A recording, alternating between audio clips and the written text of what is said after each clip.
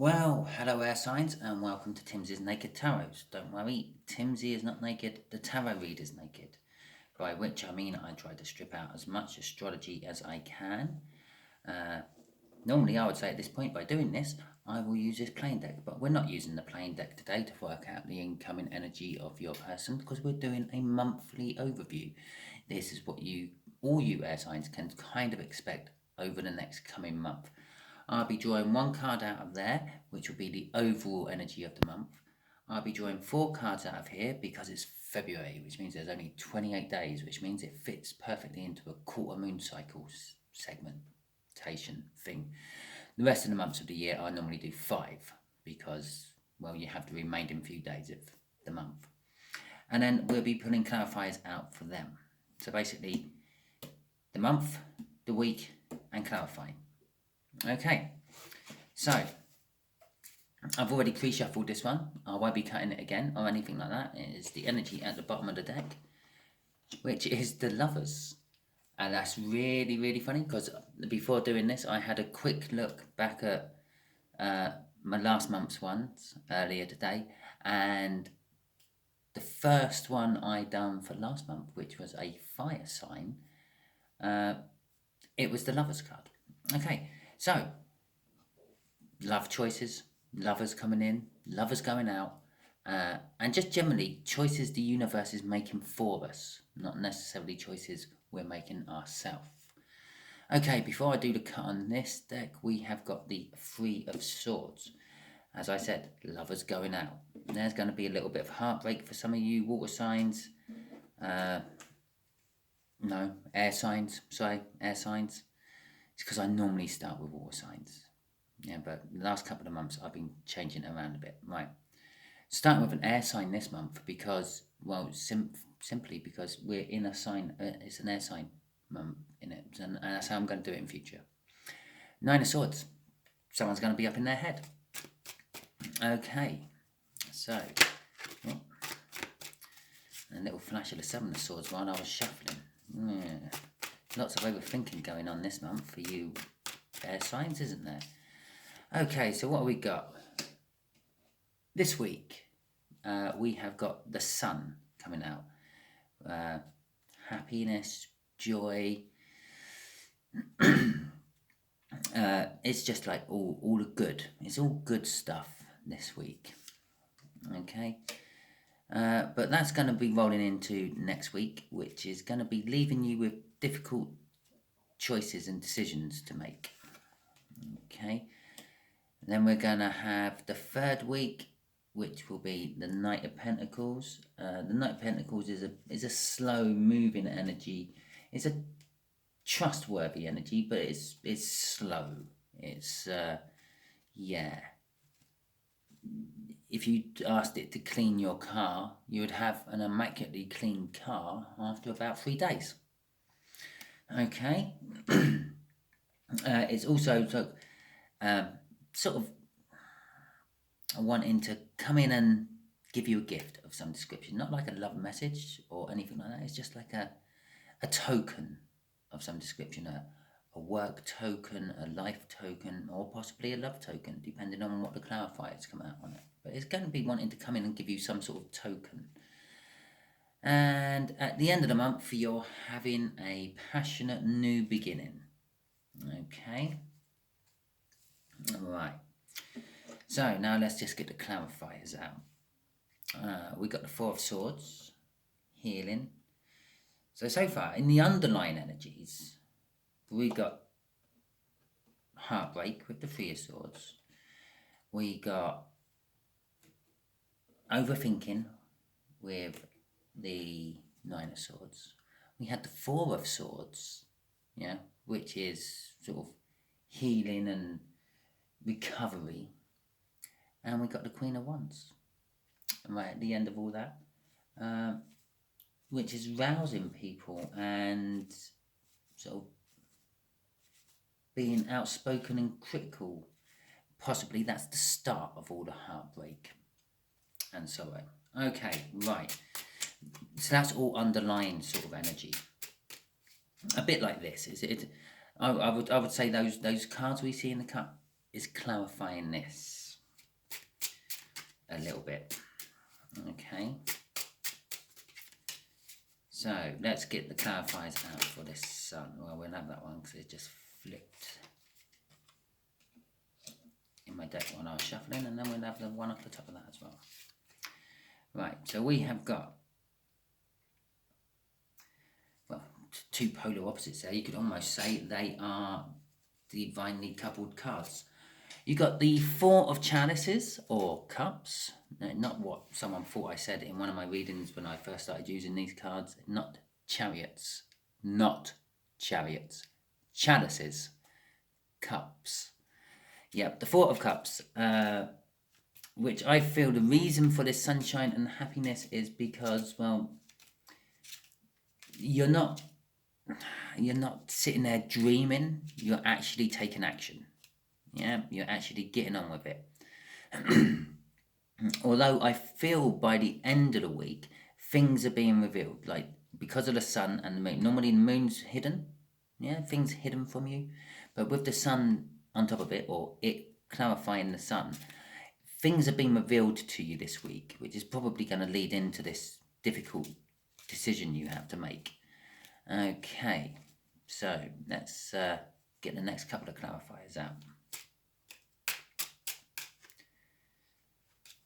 I feel whatever these decisions you are having to make are about, it's going to be burdensome.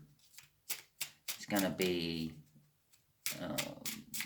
lots of worries, making it all hard and burdensome for you. Burdensome? Is burdensome such a word? You know what I mean.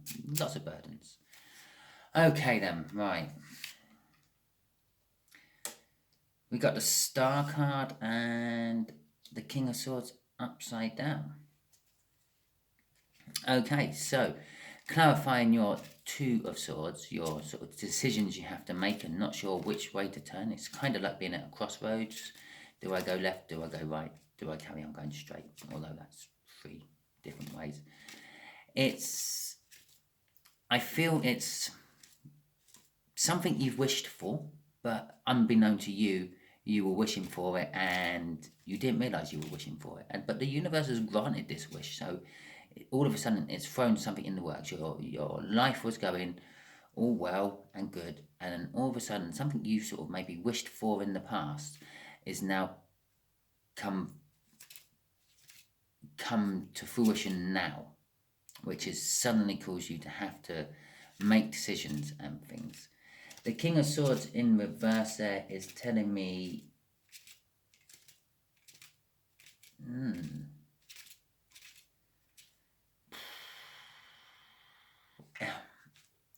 it's telling me it's actually something you're going to feel like you're going to need to lead by example and explore every avenue. Like the King of Swords would be someone who cuts things out from, if they don't want to do it, they would just chop it out of their life. But I feel that because it's in reverse, you're going to have to sort of possibly think your way through every situation on this one and not cut out anything as such, because the thing you might cut out might be the best route to go. Okay, that's what I'm getting off the King of Swords in reverse. Right.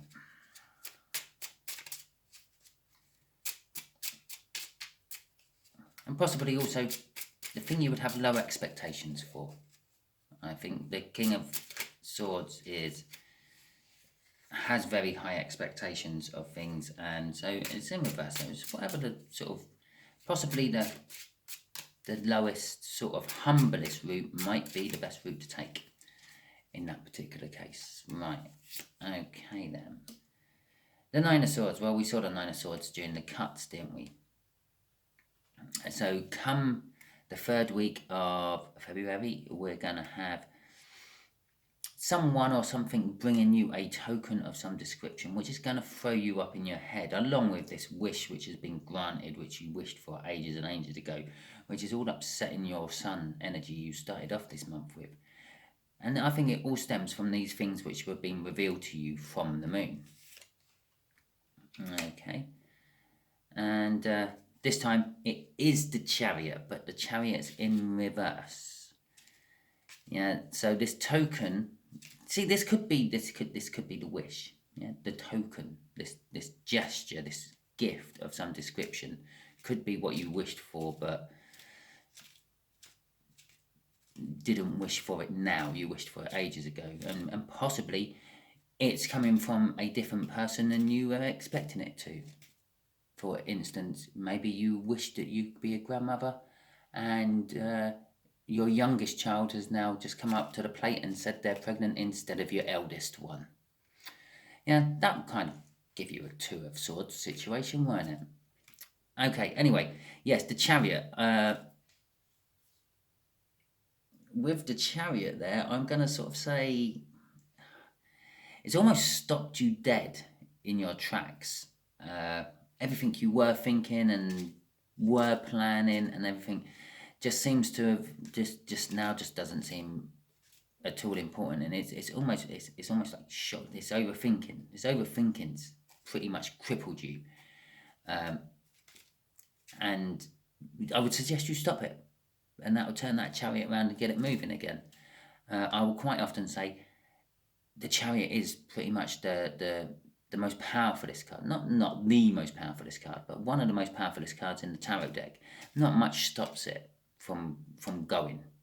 Yeah, it's got two horses. Anything else in the tarot deck jumps in front of that Chariot. It's just getting trampled.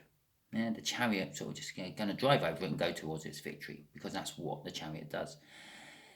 This overthinking, yeah, that is stopping this Chariot. You're overthinking so much. Your horses don't know if they're meant to be going forward or backwards, left or right. And in fact, one thinks it's meant to be going forward, one's meant to think it's going backwards, and the one that's going backwards is going to try to turn left, and the one that's going forwards is going to try to turn right. They're going to knot themselves together. Okay? You are very, very confused by what's going on. But not all doom and gloom, because we got ourselves sitting there, an Ace of Swords at the end. This is a passionate new beginning. And this might not necessarily be your passionate new beginning. This might be a passionate new beginning for someone else. Or it might be you start a new hobby. Out of all this overthinking, you might start a new hobby, and it's something you're passionate about, and you're starting it from a new. So, okay, we have got the Two of Swords again. The Two of Swords here is clearly something to do with this Ace of Wands, this passionate new beginning. One of the other options, do I start again, do I start over, or do I just sit here doing nothing? Remember, we also had a Four of Swords in this cut, which is, yes, it's healing, yes, it's having a truce, and it's recovery, but it's also sitting there doing nothing. You're not acting on much, you're just trying to make yourself feel better. Okay. And it's a long time coming. As I said about this wish, it's a previous past wish, and it's coming to fruition now instead of when you've actually wished for it. But it's also a long time going. So all this energy is going to spill over into next month as well. I'm sorry to say that to you, air signs, but that is kind of like what I'm feeling of that. I would just like to point out there's two cups in there. I've never noticed them before until just now. All this kind of has something to do with a soulmate of yours, or I'm actually feeling an energy what drifts in and out of your life unpredictably. Yeah, possibly a past lover, possibly an old boss who hires and fires you a lot. Yeah, so there we go. That is your reading for the coming month. I'm sorry I couldn't have brought better news. It starts off really well, and it's got a potential of ending really well. But there is a lot of shit in between. So, sorry about that, air signs. Don't hold it against me. I'm just a messenger. If this resonates with you, obviously by the end of the month, please give me a comment. Let me know if it was all good. And not necessarily at the end of the month, you can do this bit now. You can subscribe and like right now if you want. And if this didn't resonate with you, I would normally say still subscribe and share, because it might be for someone else, and we'll be dealing with a different energy each time. We will be dealing with a different energy each time. I deal with the strongest energies I feel coming through. None of I don't do love cycles or career cycles or anything. I just literally deal with the strongest energy I feel as I'm pulling cards, after asking you for a certain type of energy we're working with. Yeah. And so I would normally say the next energy might be for you, but then there isn't kind of one on this, is there? So if this didn't resonate with you, try tuning in next month, because it might resonate with you then. Or just watch my weekly reads I do, which I'm going to carry on tomorrow to catch up with them, and see if any of those resonate with you. Okay, thank you very much, and goodbye for now.